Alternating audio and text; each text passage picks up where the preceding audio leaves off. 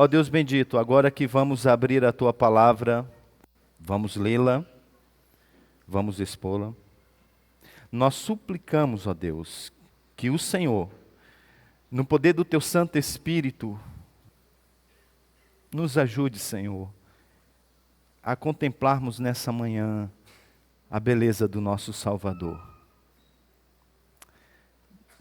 Dá-me, Senhor, a direção do Teu Santo Espírito para que eu consiga transmitir aos meus irmãos o desejo do apóstolo Paulo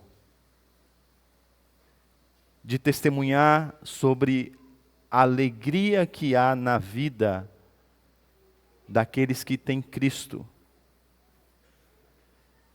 Dar, ó Deus, que nessa manhã o desejo do apóstolo Paulo para aquela igreja em Filipos seja uma realidade após essa mensagem. Ó Deus, que saiamos daqui alegres em Cristo, exultando na pessoa e obra de Cristo,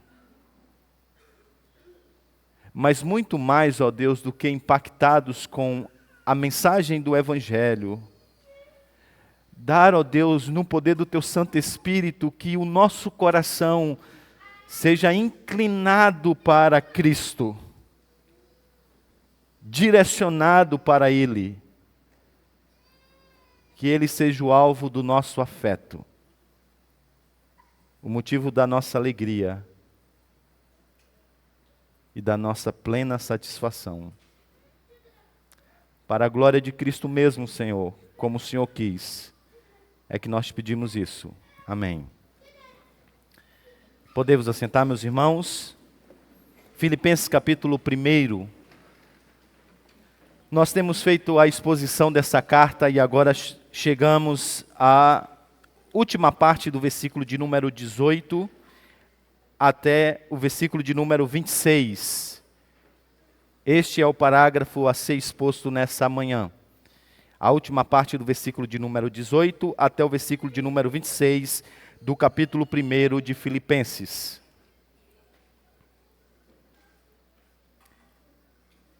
Paulo tem se alegrado muito a despeito da sua prisão.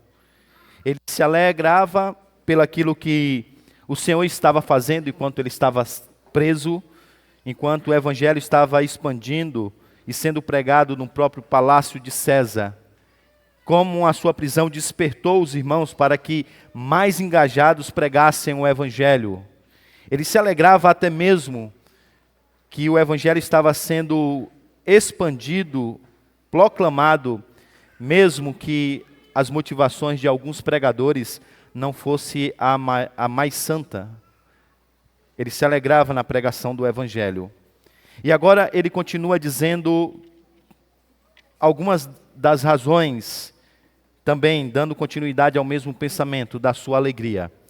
E aí na última parte do versículo de número 18, o apóstolo Paulo diz o seguinte, eu lerei na versão NVI. De fato, continuarei a alegrar-me, pois sei que o que me aconteceu resultará em minha libertação, graças às orações de vocês e ao auxílio do Espírito de Jesus Cristo. Aguardo ansiosamente e espero que em nada serei envergonhado. Ao contrário, com toda a determinação de sempre, também agora Cristo será engrandecido em meu corpo, quer pela vida, quer pela morte. Porque, para mim, o viver é Cristo e o morrer é lucro. Caso continue vivendo no corpo, terei fruto do meu trabalho e já não sei o que escolher. Estou pressionado dos dois lados. Desejo partir e estar com Cristo, o que é muito melhor. Contudo, é mais necessário, por causa de vocês, que eu permaneça no corpo. Convencido disso, sei que vou permanecer e continuar com vocês para o seu progresso e alegria na fé, a fim de que, pela minha presença, outra vez, a exultação de vocês em Cristo Jesus transborde por minha causa.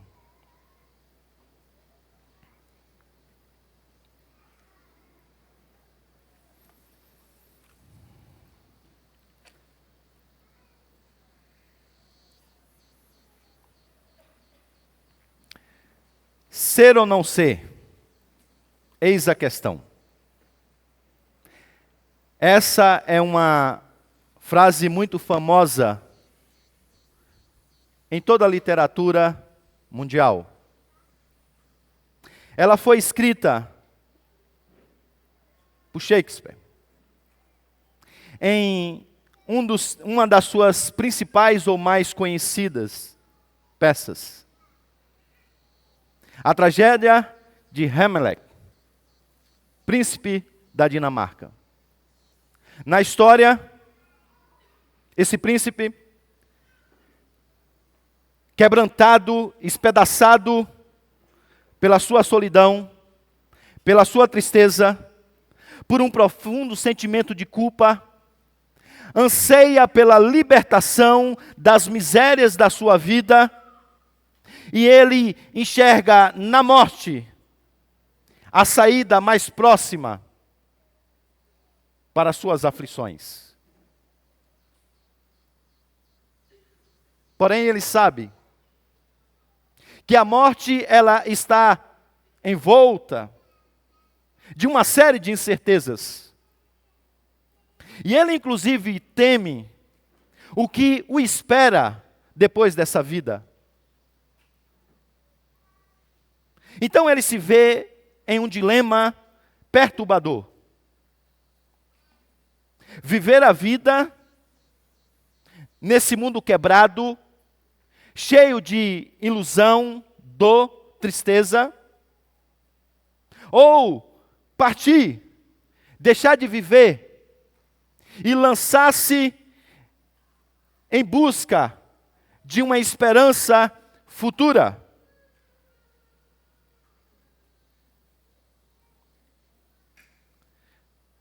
Mas enquanto ele pensa sobre todas essas coisas, a única coisa que ainda resta na sua mente são dúvidas e inquietações.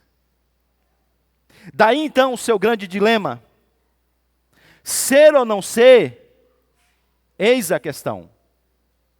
Ser ou não ser, eis a questão. E realmente, se você olhar para a vida, na perspectiva humanista, a única coisa que restará será essa consciência inquietante que assola todo homem que não tem a esperança do Evangelho. Mas será que nós podemos olhar para essa mesma realidade à luz de uma perspectiva que traga mais esperança, ao mesmo tempo que dê um significado maior para a nossa própria vida nesse mundo quebrado? A resposta a essa pergunta é um sonoro sim. E talvez esse texto do apóstolo Paulo nos conduza à resposta a essa pergunta.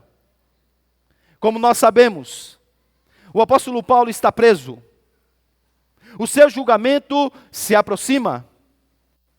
E ele sabe que sua cabeça pode ser decepada pelo Estado romano. No entanto, curiosamente, o apóstolo Paulo não tem sombra de temor dessa realidade. Ele está seguro em Cristo. Mais do que isso, ele sabe que, caso isso venha a acontecer, na verdade, ele será liberto das dores desse mundo e viverá com o Senhor para todo sempre.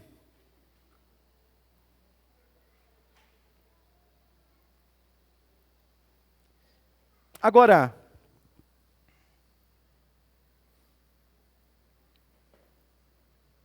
perceba também que, no caso do apóstolo Paulo, o seu desejo de partir não é motivado por um desejo de se livrar das dores desse mundo.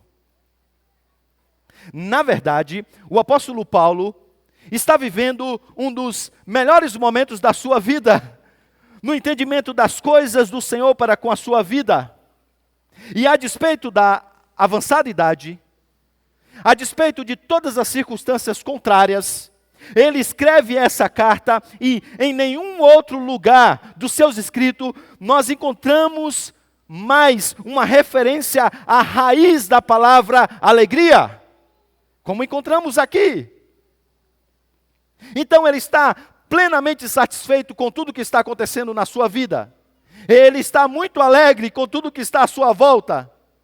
Ele está percebendo a progressão e o avanço do Evangelho, e isso traz alegria ao seu coração. Então, de um lado, o apóstolo Paulo não teme a morte. Por outro lado, diferente desse príncipe de Shakespeare, o apóstolo Paulo também não está vivendo em um momento difícil da vida. Mas ainda assim, ele se vê diante de um dilema. Ainda assim, ser ou não ser, viver ou morrer, ficar ou partir, é um dilema profundo no coração do apóstolo Paulo.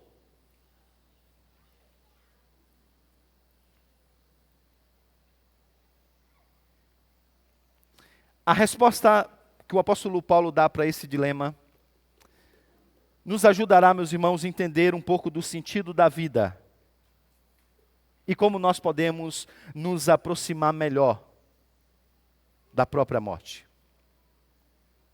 O texto se apresenta diante de nós em uma série de 3 movimentos. O primeiro movimento se encontra aí nos versos de número 18 até 20, onde o apóstolo Paulo faz uma declaração profunda de confiança. Logo depois, é-nos apresentado um dilema retoricamente postulado diante de nós, carregado de incertezas. Você verá isso nos versos de número 21 até 24. E o terceiro e último movimento é uma declaração carregada de certeza apresentada pelo apóstolo Paulo. O cerne, então, desse texto está exatamente nos versículos de número 21 a 24. O tema, então, dessa manhã é: o viver é Cristo. E veremos, à luz do próprio exemplo do apóstolo Paulo, que nós devemos, em primeiro lugar, viver engrandecendo o nome do Senhor. Em segundo lugar, viver desejando a pessoa de Cristo. Em terceiro lugar, viver promovendo a alegria de Cristo. Vejamos então essas 3 coisas. A começar então pela primeira: viver engrandecendo o nome de Cristo. Paulo começa o texto no final do versículo de número 18, dizendo que ele continuará a alegrar-se, mesmo diante da iminência do seu julgamento. E ele então, nessa primeira parte, nesses primeiros versos, oferece para nós 3 razões pelas quais ele ainda pode alegrar-se. A primeira é que tudo o que está acontecendo, e até mesmo o que vem acontecer no seu julgamento, acabará em salvação. Veja o versículo de número 19. Pois sei que o que me aconteceu resultará em minha libertação, graças às orações de vocês e ao auxílio do Espírito de Jesus. Cristo.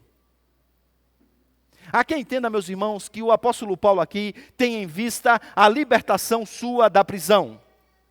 Todavia, a palavra usada para libertação é um termo teológico muito usado e conhecido no Novo Testamento para descrever a salvação. E ao que parece, esse é o sentido apresentado aqui pelo apóstolo Paulo. E se de fato assim o for, Paulo acredita de que, independente do resultado do seu julgamento em Roma, tudo isso contribuirá para que ele seja vindicado no tribunal do céu e não seja jamais envergonhado. A sua fidelidade ao Senhor, ela será contemplada pelo Senhor. E no dia da salvação, através dos méritos de Cristo e da própria perseverança do Senhor por Paulo, que o levou à perseverança em Cristo, ele não passará a vergonha da destruição. Ao contrário, assim como Cristo foi honrado, ele também será honrado. E ele diz que ele então vai perseverar até o fim, não por causa das suas próprias forças, mas através das orações desses irmãos e através da ação do Santo Espírito de Deus nele. E por essa razão, em última análise, quer seja pela sua vida, sendo liberto da cadeia, quer pela sua morte, sendo condenado na cadeia, no seu julgamento, Cristo, então, será exaltado. E diz que Paulo, então, continua a se alegrar, porque ele, de fato, tem essa esperança viva no coração, de que essa vergonha jamais o alcançará. Ao contrário disso, ele diz, ao contrário disso, eu vou continuar me alegrando, porque eu sei que Cristo será engrandecido através da minha vida. Veja o versículo de número 20. Ele diz, versículo de número 19 e 20. Aguardo ansiosamente e espero que em nada serei envergonhado. Ao contrário, versículo 20. Com toda a determinação de sempre, também agora Cristo será engrandecido no meu corpo, quer pela vida, quer pela morte. O que o apóstolo Paulo está dizendo aqui é, quer pelo fato dele ser um pregador do Evangelho, um portador da mensagem do Evangelho, que exalta Cristo enquanto corajosamente testemunha do Evangelho, quer ele venha quer ele venha dar um testemunho corajoso do Evangelho, que acabe então agora em morte, de uma maneira ou de outra, Cristo será glorificado. Cristo será glorificado. Então é como se ele estivesse dizendo à igreja, não se preocupe, eu sei que para testemunhar diante do centro do comando do Império Romano, é necessário ter coragem. Eu sei que para o Império Romano, a glória está nessa própria vida.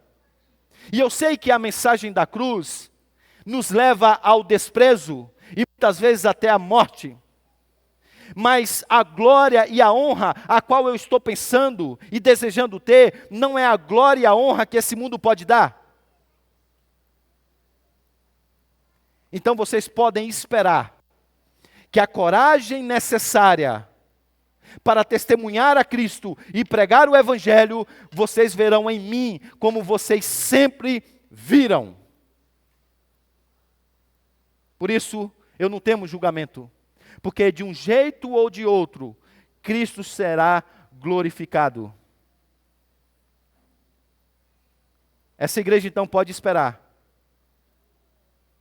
que Paulo terá a coragem necessária de um discípulo de Cristo, porque o que mais importa para ele não é a sua reputação, não é a sua biografia, não é o seu bem-estar, não é, na verdade, nem mesmo a própria vida. O que mais importa para Paulo é que Cristo seja engrandecido, é que o seu nome seja exaltado, e para isso ele irá até as últimas consequências. Sabe, meus irmãos, A pergunta que talvez a gente possa fazer agora é: o que que isso muda em nossa vida? E talvez você ache essa uma realidade muito distante de você. Afinal, nós não vivemos em um estado totalitário. Afinal, nós não estamos com uma espada no nosso pescoço. Afinal, não se costuma ver homens, bombas, espalhados pela cidade de Limeira. No entanto, a coragem para defender a verdade diante da oposição é algo que nós precisamos ter, porque ela sempre esteve no centro do que é ser discípulo de Jesus.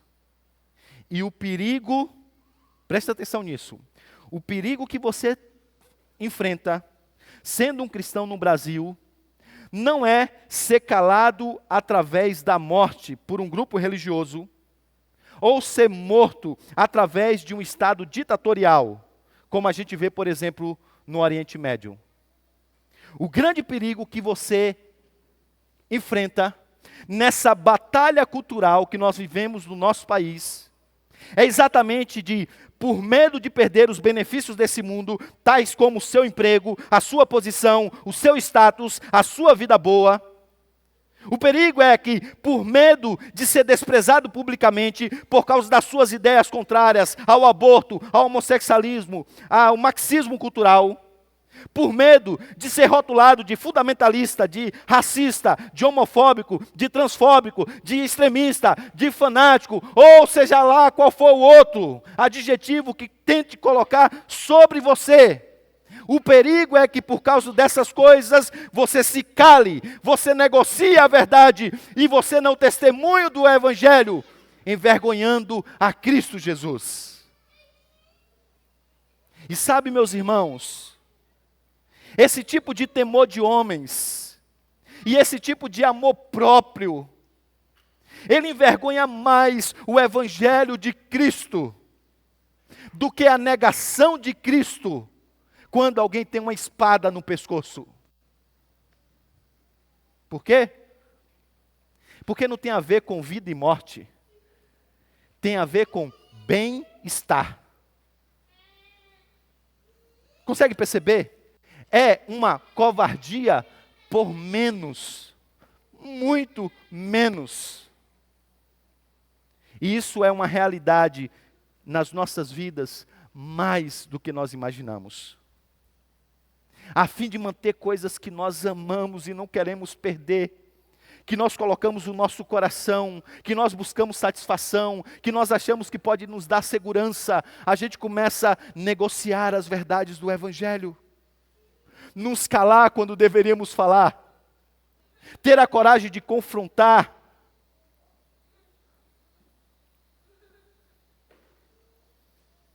A coragem para defender a verdade diante da oposição sempre foi o cerne do que é ser um discípulo de Cristo.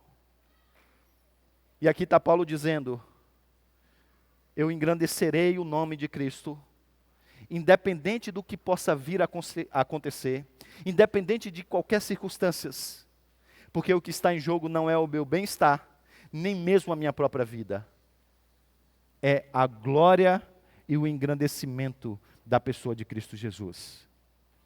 Então esse é o primeiro ponto. Em segundo lugar, viva desejando a pessoa de Cristo. Você encontra essa verdade agora nos versos de número 21 até 24. O versículo de número 21 é o texto bem conhecido de todos nós. A gente poderia falá-lo até mesmo de cor. Porque para mim, o viver é Cristo e o morrer é lucro.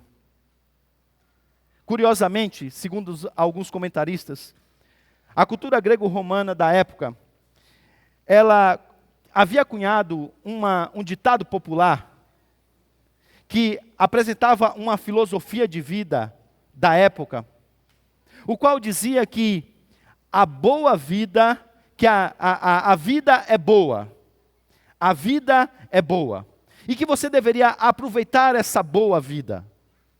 Então o apóstolo Paulo agora, fazendo uso de um jogo de palavras, com muita aproximação na fonética e até mesmo na escrita, ele agora muda todo o sistema de valor da cultura, e ele agora se concentrando em Cristo, ele diz que na verdade Cristo é a boa vida. Comandante Hamilton, põe aí o próximo slide. Você pode observar isso de maneira muito clara, como a frase é muito parecida, as palavras, há uma mudança apenas nas vogais, a troca apenas de uma vogal. No lugar de eta é colocado um iota, é a única coisa que muda. Então o apóstolo Paulo está dizendo que a razão da vida e a boa vida, na verdade, é Cristo. Cristo é a razão primeira e o fim último de todas as coisas. Então, não importa a tribulação, porque a boa vida é Cristo. Não importa a angústia, porque a boa vida é Cristo. Não importa a escassez, porque a boa vida é Cristo. Não importa a perseguição, porque a boa vida é Cristo. Não importa a fome, porque a boa vida é Cristo. Não importa a nudez, porque a boa vida é Cristo. Não importa o perigo, porque a boa vida é Cristo. Não importa a espada, porque a boa vida é Cristo. E porque Cristo é a boa vida, então ele sabe e aprendeu a viver contente em toda e qualquer situação. Onde quer que Cristo esteja, ali haverá alegria, contentamento, satisfação, segurança, felicidade e tudo mais que você possa imaginar de bom. Essa é a razão pela qual, em uma prisão, Paulo escreve a carta, que é conhecida como a Carta da Alegria. A boa vida é Cristo. A boa vida é Cristo. E esse é o motivo do contentamento e da alegria de Paulo. Agora faça o caminho contrário. Pense que a boa vida não é Cristo. Você nunca estará então contente. Você nunca desfrutará da verdadeira alegria. Você sempre desejará mais. E você ainda vai inclinar o seu coração ainda mais para as coisas desse mundo. Você vai fazer de tudo para aumentar o seu prazer. Você vai fazer de tudo para crescer o seu bem-estar. Você vai fazer de tudo para construir o seu próprio reino. Você vai fazer de tudo para viver para si mesmo.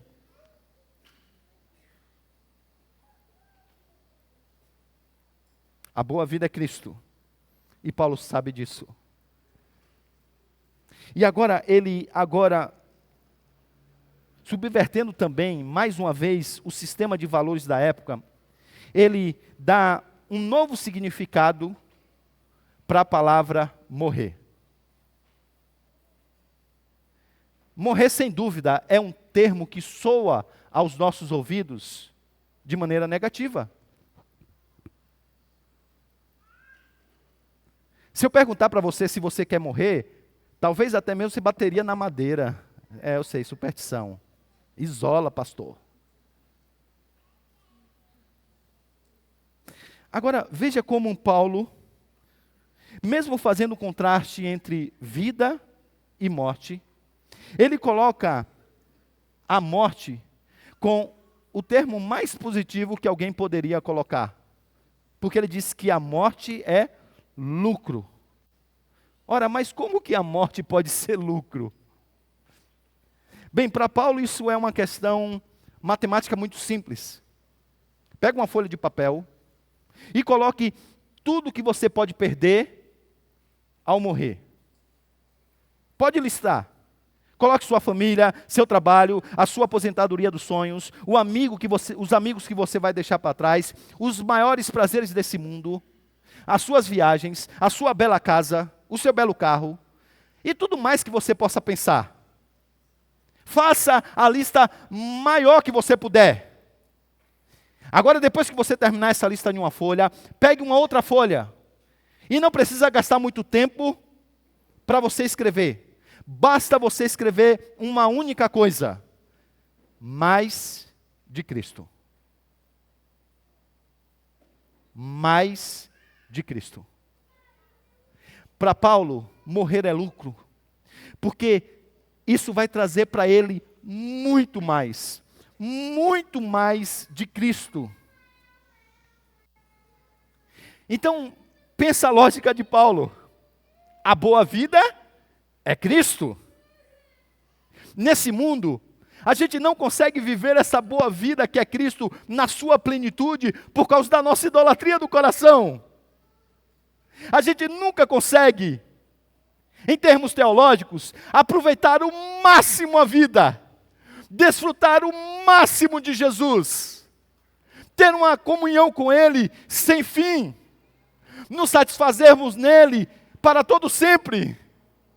A gente até experimenta essas coisas, mas não como deveria, não com a profundidade que deveria. Agora você imagina então essa boa vida, no seu potencial máximo, para todo sempre. Paulo diz, isso é, gente, de longe, incomparavelmente melhor. Ora, o que isso muda em sua vida? Sabe, meus irmãos, quando você vê o apóstolo Paulo com esse anseio pela pessoa de Cristo, você precisa entender que isso está se dando, porque ele já desfruta de um conhecimento íntimo, profundo do Senhor.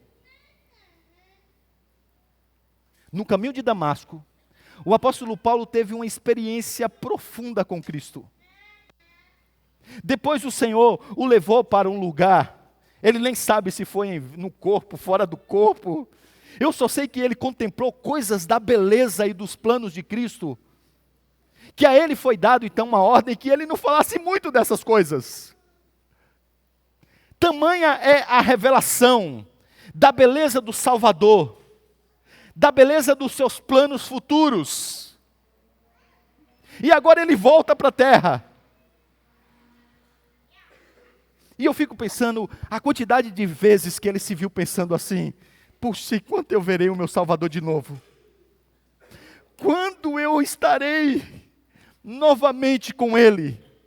Quando eu poderei abraçá-lo? Quando eu poderei desfrutar daquela comunhão radiante, estrondosa? Quando isso acontecerá de novo? Ele anseia ver a beleza de Cristo novamente. Ele quer vê-la de novo. Ele quer experimentar isso mais uma vez. Agora veja, esse não é o desejo que brota no nosso coração o tempo todo. Você não acorda de manhã dizendo assim, puxa, ai como eu queria mais do Senhor. Ai como eu queria mais da comunhão com Cristo. Ao contrário, você já acorda na correria do dia a dia, para resolver as questões desse mundo, para planejar os seus negócios, para planejar o seu futuro nessa terra. O seu desejo pelas coisas de Cristo e pela beleza dele, pela comunhão profunda por toda a eternidade é pequeno, porque o seu conhecimento experimental de Cristo é muito pequeno. Eu não estou falando, meus irmãos, de ter o conhecimento teológico, que vem inclusive de frequentar uma igreja como essa. Boas mensagens ao julgamento de vocês, boas aulas de escola dominical, e vocês começam a conhecer o plano salvífico de Cristo, a sua pessoa. Vocês têm aula de teologia e em uma das classes, um dos temas é a cristologia, a pessoa e a obra de Cristo. Vocês começam a entender o plano redentor de Cristo, mas não é esse tipo de conhecimento que eu estou falando aqui, porque não é apenas disso que Paulo experimentou. O conhecimento de Paulo era um conhecimento íntimo, de profunda comunhão com Cristo, de profundo entendimento da sua pessoa, de profunda contemplação da sua beleza. E isso ele deseja muito. Isso ele deseja muito, muito, muito. A gente deseja pouco, porque a gente conhece pouco.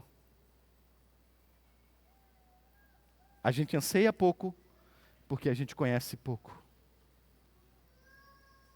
E porque a gente conhece pouco e anseia pouco, o nosso coração sempre está desejando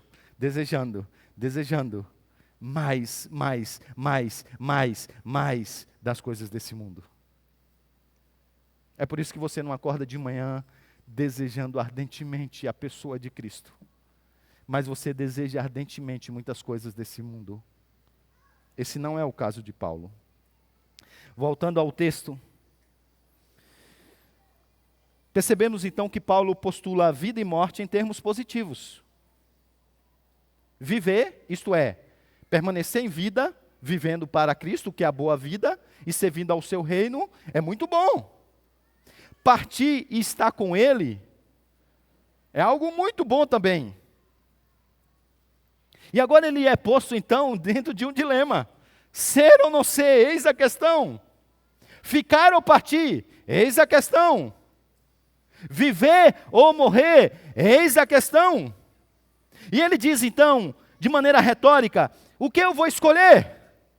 E agora, para o nosso espanto, expressando perplexidade, ele diz, eu não sei, irmãos. Mas espere um minuto. Ele não disse que estar com Cristo é, de longe, o melhor? Mais do que isso, Paulo é bom teólogo, você sabe disso.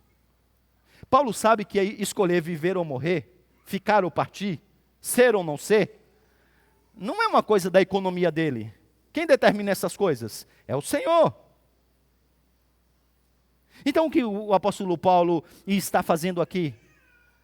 Paulo está então, irmãos, usando um dispositivo retórico, muito comum na cultura grega, na literatura grego-romana, no qual um orador público, ou no caso de Paulo, um escritor de cartas, reflete sobre uma decisão, como se pudesse estar totalmente em suas mãos.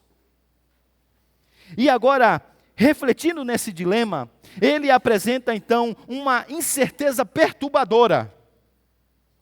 E o propósito de tudo isso é capturar emocionalmente o ouvinte, para que adentre na discussão, para que faça parte de toda a estrutura argumentativa, para que, na verdade, entre na mente do próprio apóstolo Paulo, que sinta com ele esse dilema, para que quando então a sua decisão venha, ela seja entendida com o peso devido da decisão. Então, é exatamente isso que o apóstolo Paulo coloca aqui. Ele não sabe, colocando em termos absolutos, como se o poder de decisão estivesse sobre ele. Ele não sabe o que escolher, para onde ir. Ele tem até a sua preferência. Eu gostaria mesmo de partir e estar com Cristo. Só que ainda assim ele diz que se o Senhor, na sua soberania, quiser que ele permaneça, por causa então dos irmãos na igreja de Filipos, ele vai permanecer para estar com eles, com toda a alegria. Então, aqui está o que o apóstolo Paulo quer ensinar nesse tópico, que tem tudo a ver com o tema central dessa carta. Preste atenção. O apóstolo Paulo, então, ele modela o valor-chave, exemplificando com a sua própria vida o que está no coração dessa carta. Isto é, deixar de lado a própria vantagem e o desejo de agradar a si mesmo em prol do outro, é exatamente a atitude daquele que é verdadeiramente discípulo de Jesus. O mesmo Cristo, o qual, embora sendo Deus, não considerou que o ser igual a Deus era algo que ele deveria se apegar. mas esvaziou-se a si mesmo, vindo a ser servo. O apóstolo Paulo trouxe os ouvintes para dentro da sua mente, para que com eles sentisse o dilema, para que se surpreendesse na sua avaliação do dilema e na sua resposta a esse dilema. E agora o que surpreende nessa avaliação de Paulo é o quanto ele está preocupado mais com o bem-estar dos irmãos da igreja do que com o seu próprio bem-estar. A escolha dele é definida pelo bem-estar dos irmãos, não pelo bem-estar dele. Não é o que é melhor para ele. Eu até sei o que é melhor para mim, e eu digo para você com toda sinceridade, esse é o meu desejo. Mas é como se ele estivesse dizendo, o meu desejo mais profundo,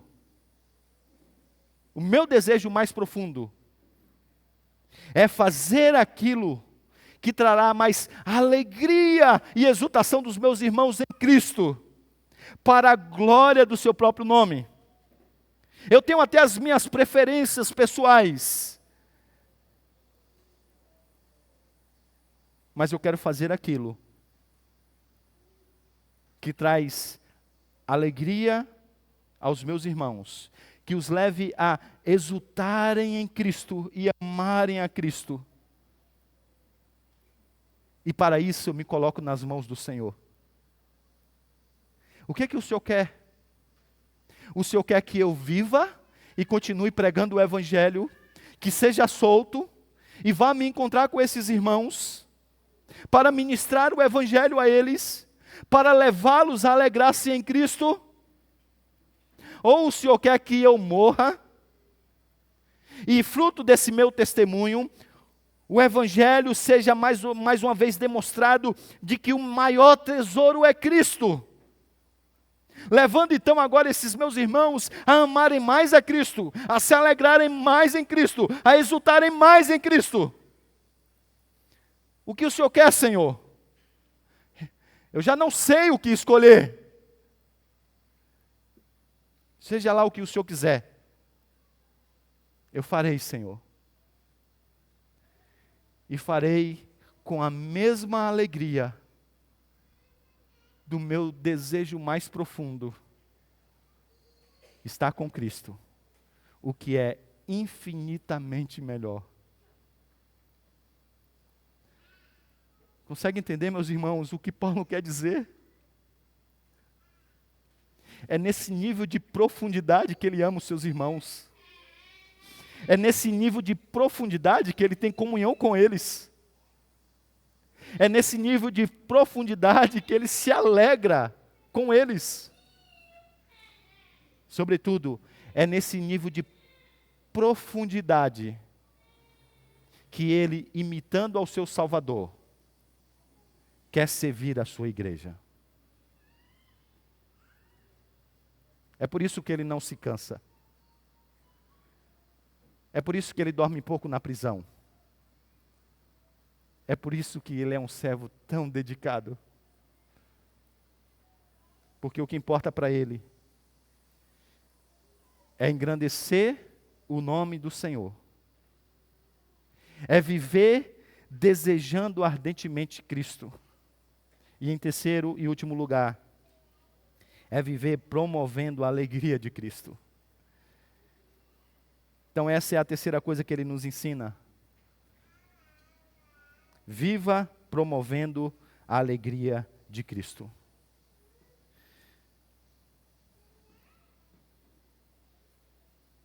Paulo sabe que se o Senhor o libertar da prisão,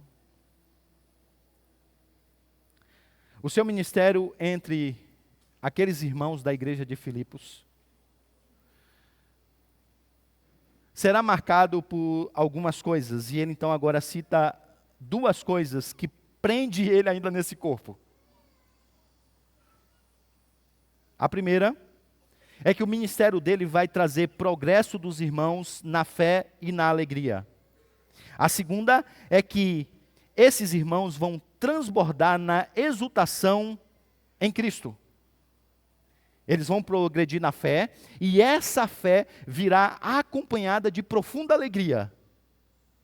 De tal maneira que a presença de Paulo no meio deles fará com que eles transbordem na exultação de Cristo.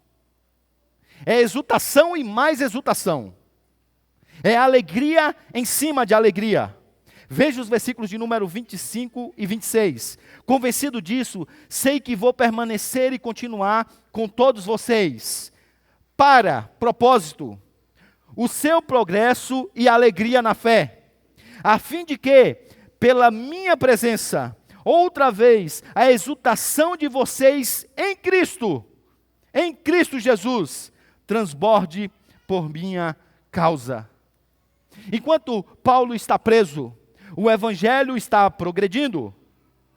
Agora ele diz que se a sua libertação acontecer, o evangelho vai progredir ainda mais, só que de maneira muito específica na vida desses irmãos.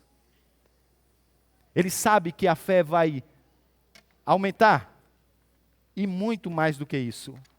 Muito mais do que isso, e esse é o grande ponto do apóstolo Paulo. Com o aumento e o progresso da fé, virá acompanhada a alegria de estar em Cristo Jesus. A alegria de estar em Cristo Jesus.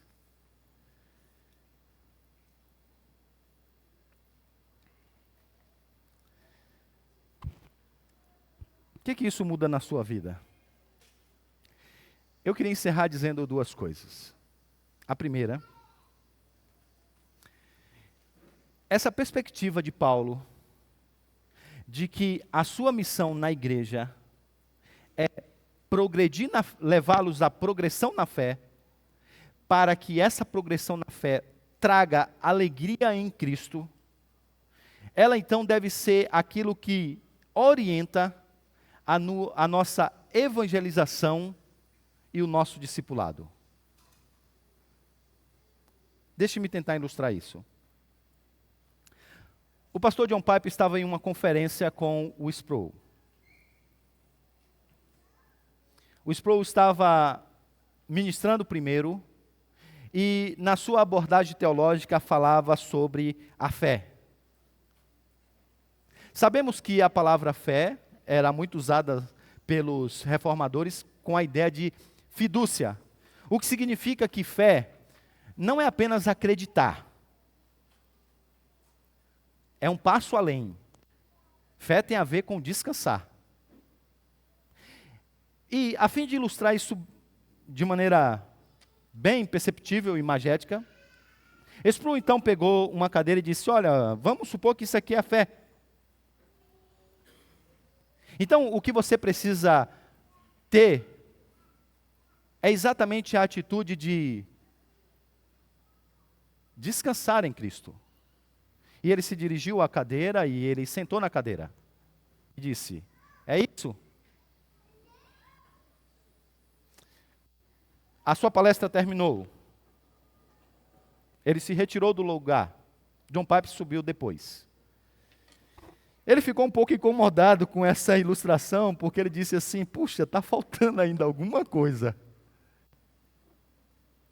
O dilema dele agora não era o de Paulo ser ou não ser, eis a questão, mas fico quieto ou falo alguma coisa, né?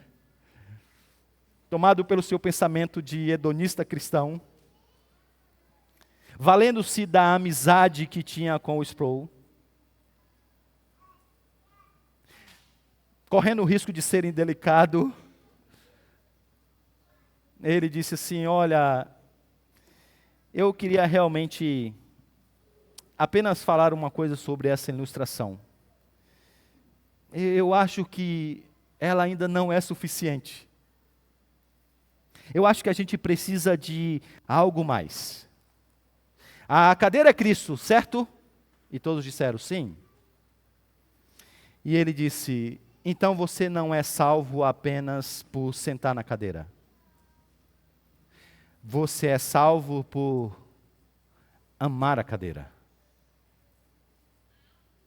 E ele disse, sabe por que eu estou dizendo isso para vocês?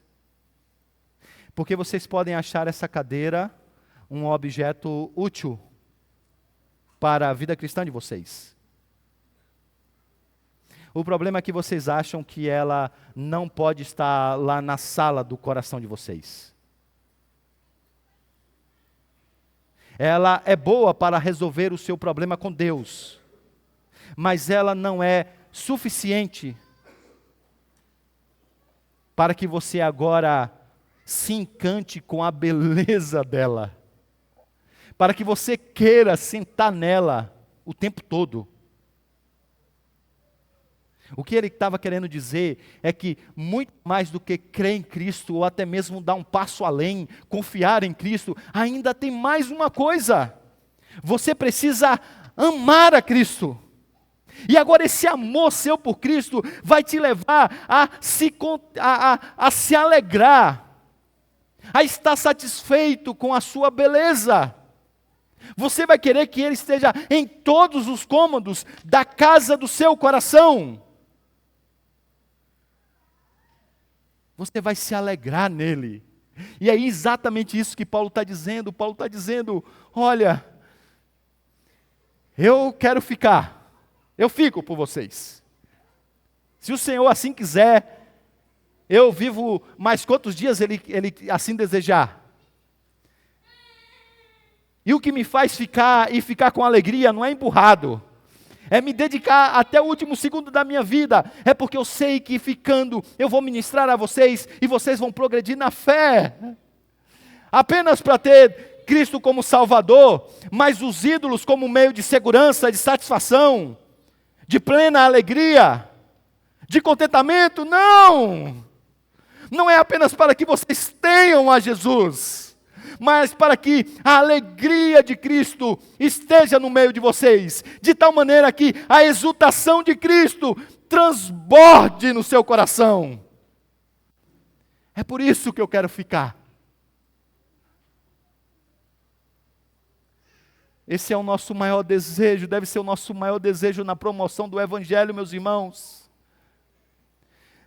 Não apenas conduzir as pessoas à fé em Cristo, mas a exultação na pessoa do seu Filho, a amá-lo de todo o coração, com toda a sua força, com todo o seu entendimento. E eu termino, e chamo o pessoal da equipe para que venha cantar.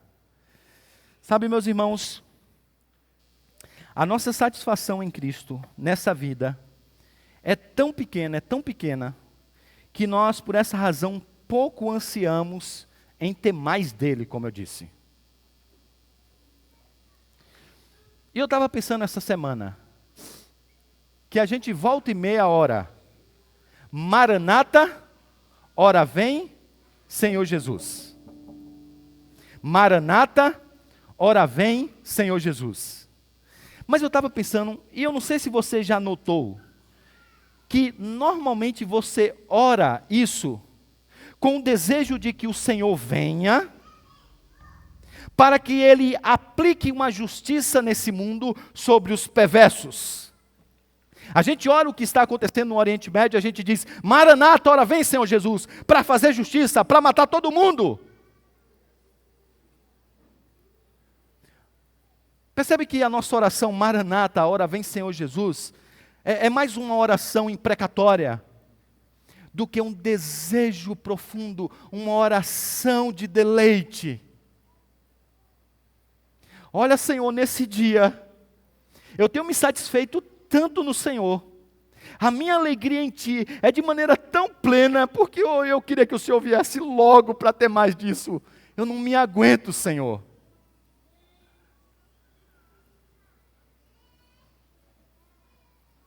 O nosso desejo, até mesmo pelas coisas do céu, é mais porque a gente vai ter tudo de bom aqui, de maneira potencializada lá. Olha, irmão, nem quero saber mais se vai ser na Península de Maraú ou não. Pode ser no deserto do Saara. Tem Cristo. Maranata, ora vem, Senhor Jesus. Vai ter rua de ouro, não importa. Tem Cristo. Maranata, ora vem, Senhor Jesus. Vai ter picanha? Não sei, não importa. Tem Cristo. Maranata, ora vem, Senhor Jesus. A única coisa que a gente deve desejar é ter mais de Cristo, mais de Cristo, mais de Cristo, mais de Cristo, mais de Cristo.